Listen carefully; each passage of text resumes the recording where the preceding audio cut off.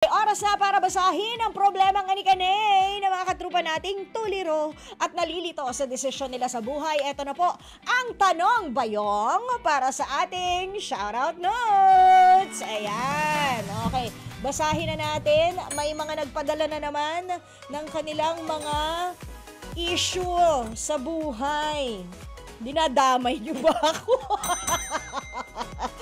Kanil issue po nila to sa buhay, pero gusto nila akong idamay, so might as well. Eto na, number 1. Dear Tita L, what to do? Nagpatulong ang kapitbahay naming umorder sa online delivery dahil magbe-birthday ang anak niya sa school. Tinulungan ko naman at ako muna ang nagbayad, pero dahil suspended ang classes, pinakancel niya ang order. Nakancel naman pero hindi na bumalik sa akin ang perang pinang-abono ko. Dapat ko bang singilin ang kapitbahay ko? Naiinis na, Sheila. Oo naman, kasi diba, binayaran mo eh. At saka bakit wala siyang wala bang online app yung iba niyang mga kamag-anak para ganun ba kayo ka-close o hindi ba? Baka naman kasi ganun kayo ka-close kaya comfy siya na ikaw muna ang mag-aabono. Pero yes, may karapatan ka na singilin siya. Kasi hindi mo naman anak yun eh, di ba? O, di singilin mo siya, sabi mo, Mars, paalala ko lang sa'yo ha, nag-abono ako, tapos pinakancel mo. Aba, baka mamaya yung account ko pa yung ma-block dahil sa'yo. O, hindi ba? Pagkatapos hindi na makakaulit. Oo, pag na-block ang account ko, magkaka-black ka rin. Siya rin, Binugi Wonderland. Charing, pwede mo singilin, yes. Singilin mo siya. Kung hindi, ipabarangay mo. Oh, barangay, why not? Next. Dear Tita L, 2 months pa lang ako sa kumpanyang pinagtatrabahunan ko. Okay naman dito at marami na akong kaibigan at sakto lang naman ang pasahod. Pero a few days ago, nag-reply na sa application ko ang dream company ko at gusto nila akong kunin doon. Dream company ko na po ito. Dapat ko na po bang iwan ang current company ko and pursue my dream company? What to do? Ulirang empleyado, Kian. Kian! Alam mo, wala kang pinagkaiba doon sa mga nagre-rebound relationships, Kian, ha? Ikaw, Di ba? Pero naiintindihan kita. Kasi nga naman, mahirap yung walang trabaho, kaya siguro naghanap ka muna. And isipin mo, ganito, ituring mo na, okay, you're currently working at a company na hindi mo dream company. So habang naandyan ka, sa loob ng 2 buwan, wag natin isipin muna yung mga naging friends mo dyan. Though, i-treat natin sila as connections, okay? Isipin mo na lang na yung 2 buwan na iginugol mo sa kumpanyang yan, yun yung training mo para to become a better employee doon sa lilipatan mo. If you ask me, yes, tanggapin mo because strike while the iron is hot. At baka mamaya hindi na ulit dumapo pang muli ang offer na yan sa dream company mo. But, okay, iset mo rin ang expectations versus reality, Kian. Hindi ko dream job mo yan or dream company mo yan. Ibig sabihin, you'll be better or mas gaganda ang buhay mo. Isipin mo rin na dream company mo, pero what if? Hindi ba? Yung pinapangarap mong kumpanya, inaasam-asam mo. Okay, the prestige maybe of working there, pero ganun ba talaga yung feels kapag naandun ka na? O baka iba ang culture nila? Okay? Ito ay galing sa isang empleyado na namasukan na rin sa sandamukal na kumpanya. Kung kayo ay mga newbies, sasabihin ni tita sa inyo to, kada kumpanya na napasukan ko, iba't iba ang culture, iba't iba yung toxic levels, at iba-iba rin ang mga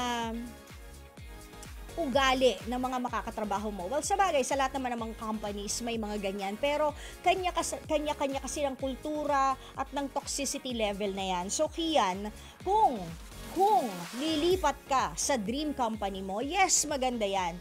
But always remember to set the expectations versus reality. Okay? Ayan. At higit sa lahat, mag-pray ka. Okay? So, ito mga iiwan mo ng mga naging kaibigan mo na, ayan, and i-treat mo silang connections. Malay mo, you also should not Sabi nga natin kanina, di ba? Don't burn the bridge when you get there. Oo. And don't burn bridges because you're not an arsonist. Always, general rule to, do not burn bridges. Kasi hindi mo alam, isang araw, baka bumalik ka dyan sa una mong kumpanya. Diba? Na sakto lang ang pasahod.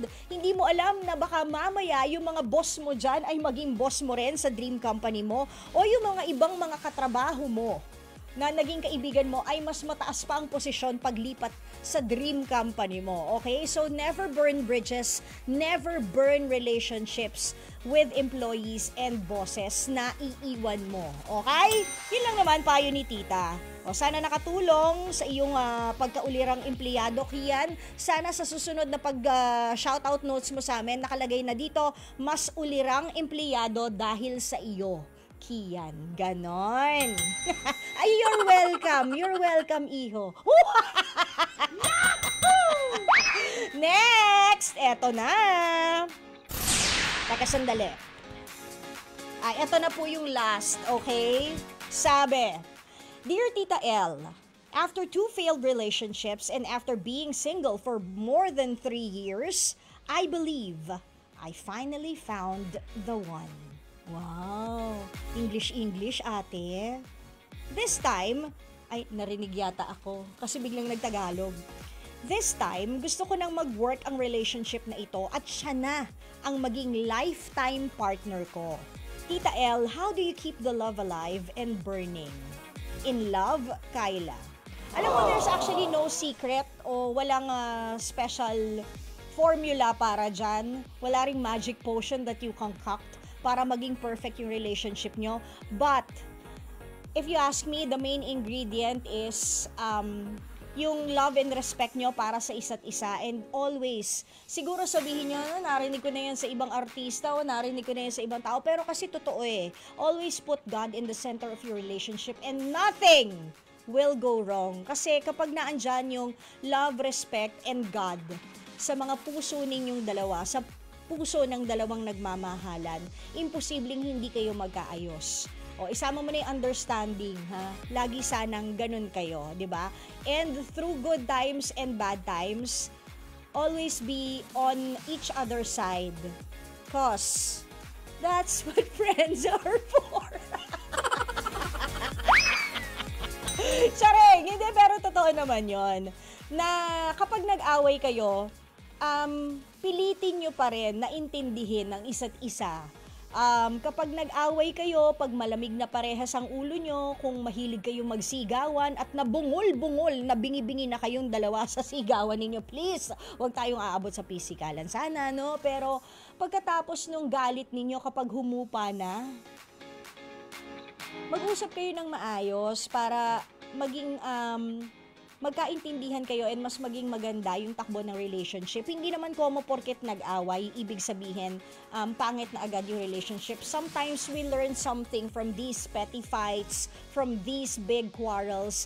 And yung mga lessons na yon, kumbaga, kini-carry over natin para mas maging maganda yung relationship natin. Okay? Love, respect, understanding, and always God in the center of your relationship. Siguro, kung ako yung tatanungin mo, yun yung formula para maging lifetime partner mo na siya. Ay, haba ng hair ni Day. Oy, di ba? Haba ng hair! Congratulations! And sana nga, maging forever and ever na may amen pa yung relationship mo with this guy. And sana, if you really think that you've found the one, o hindi ba, sana yung pag-holding hands ninyo while walking hanggang down the aisle na with matching wedding bells na nagdidingaling-aling-aling. Ding-dong, ganon. Okay? So, ayan ha, Kyla, sana maging burning ang inyong pag-iibigan habang buhay. Mga kapatid, dito tayo sa totoo. O, yan yun yung boses. Pagbigyan nyo na, minsan lang naman yan. Siyempre, dito tayo sa True FM, hindi ba? Like, share, subscribe, follow ang ating mga social media accounts, ha? At True Network PH. Yun lang ang keyword na hahanapin nyo. TRUENETWORK PH. O, like, share, follow, subscribe para bongga talagang level sa atin sa FB, sa IG, sa X na dating Twitter, sa YouTube and TikTok, pati na rin sa mga podcast.